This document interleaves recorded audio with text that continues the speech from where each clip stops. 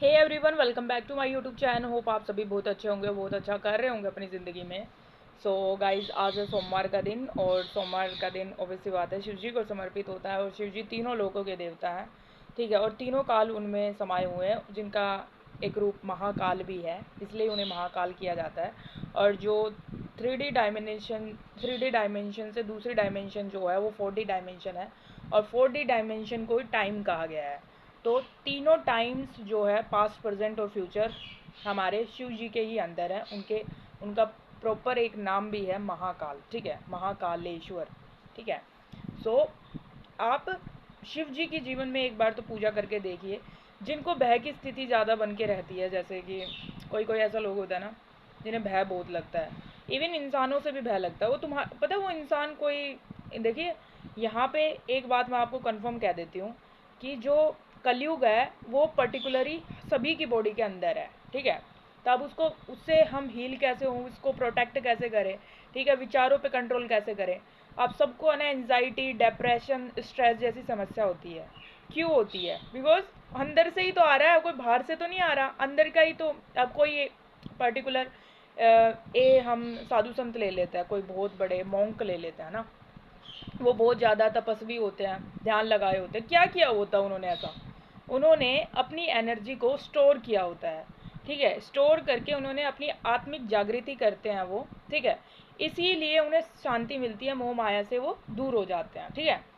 और वही बी वाले जो होते हैं, उन्हें दुनियादारी की टेंशन रहती है, ठीक है। ये लाइफ का ना एक बहुत लंबा फेज़ मैंने ना ऐसा करके देखा है, इसलिए मैं ना अच्छे से एक्सप्लेन कर पाती हूँ, ठीक है।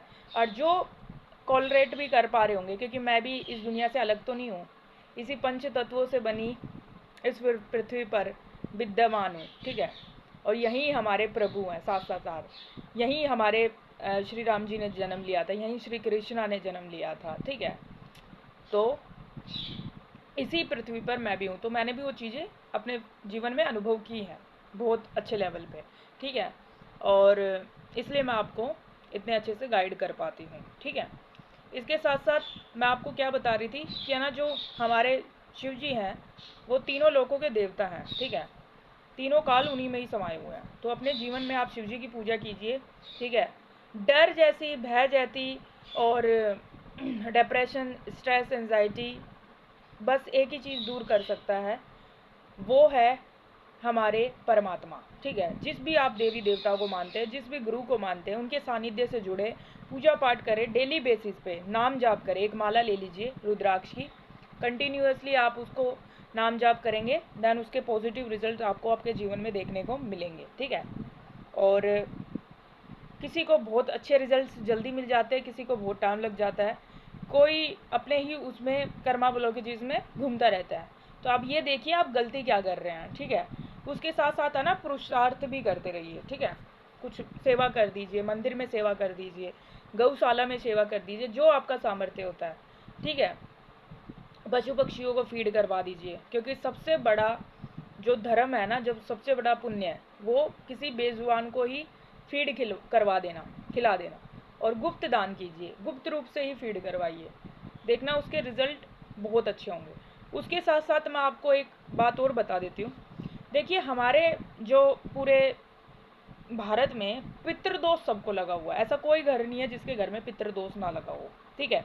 तो पितृदोष को शांत करने के लिए ना आप क्या कीजिए, अब डेली तो है ना, जो क्योंकि हमारे घरों में बॉडी को, हमारे धर्म में बॉडी को जला दिया जाता है, तो हमारे पास उनकी जो निशानी होती है वो एक तस्वीर ही होती है।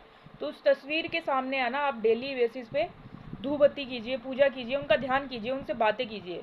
बिकॉज मैंने ना एक ये एग्जांपल है ना, पहले भी किसी वीडियो में बता रखा है, जो बाहर के कंट्रीज़ होते हैं ना, वो ताबूत के पास कई कई घंटे बैठ के आते हैं, इवन वो फ्लावर्स भी चढ़ा के आते हैं, ठीक है। कोई भी उनके घर में है ना खुशी आती है, इनोग्रेशन होता है, कैसा भी, वो उनके पास जाते हैं, सेलिब्रेट करके आते हैं, केक काट के आते हैं उनके सामने, तो उनको पितृदोष कभी नहीं लगता। और अगर लॉजिकली देखा जाए तो अब्रॉड कंट्रीज़ इंडिया से बहुत ज़्यादा आगे भी है, ठीक है, हर तरीके से ताकतवर, ठीक है। एज ए, बस एज ए ये लॉजिकली देखा जाए तो, ठीक है। और बाकी हमारे देश में क्या होता है, होली दिवाली पे माला चढ़ा देते हैं, माला उतार के बदल देते हैं, बस इससे ज़्यादा कुछ नहीं करते हैं। तो आपको डेली बेसिस पे उनके सामने धूप बत्ती कीजिए, दिया जलाइए, उनसे बातें कीजिए। मैं ना अपने कमरे में अपने जो मेरे दादा दादी हैं एज ए पितृ कंसिडर्ड हो जाते हैं ना, जो घर से कोई गुजर जाता है तो मैं उनकी डेली पूजा करती हूँ, डेली उनको धूप दिखाती हूँ, और मैं उनको अपनी जो कंसल्ट होते हैं उनको बताती हूँ, और उनके नाम से नाम जाप भी करती हूँ, ठीक है।